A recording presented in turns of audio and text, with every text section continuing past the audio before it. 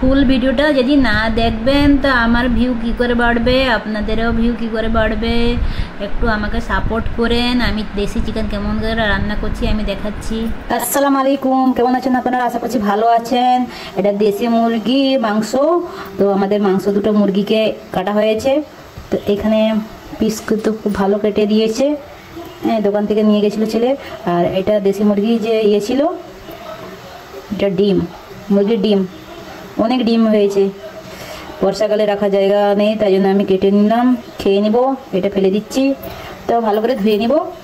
এটা দেড় কেজি 2 কেজির মতো হয়ে যাবে, ততটা আমার হিসাবে। লেগ পিসটা দেখেছেন, মুরগিটা খুব মোটা ছিল তাই জন্য এরকম লেগ পিস। ঠিক আছে, মাংসের পিসটা খুব ভালো দিয়েছে। এটা তো কলেজি পাথরি এইসব বলে, কী বলে এসব, তো এইসব আছে। যাই হোক, ঠিক আছে, এসব তো ছেলেরা খাবে না। ছেলে মেয়ের জন্য এই যে পোলট্রি মুরগি পোলট্রি চিকেন আনা হয়েছে। ওটা ভাজা হবে, ওরা ভাজা খাবে, আমাদের কষা হবে। এদিকে ডাল হবে। আজকে সানডে একদম চিকেন, দেশি চিকেন, বিদেশি চিকেন, সব চিকেন রান্না হবে।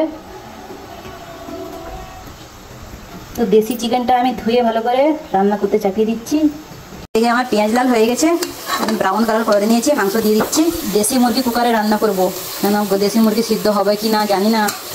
দেশি চিকেন কিন্তু শক্ত হয়, আপনারা কি বলেন? এই যে চিকেন কষা হচ্ছে। আপনাদেরকে কাকে কাকে দেশি চিকেন পছন্দ কমেন্ট করে জানাবেন। আমি চিকেনে দই দিব না, কেন এটা এমনিতে প্রচুর শক্ত দেশি চিকেন। তেল ছেড়ে দিয়েছে, কালারটা আর একটু ভালো করে কষতে হবে। যত ভালো কষা হবে তত ভালো রান্না হবে।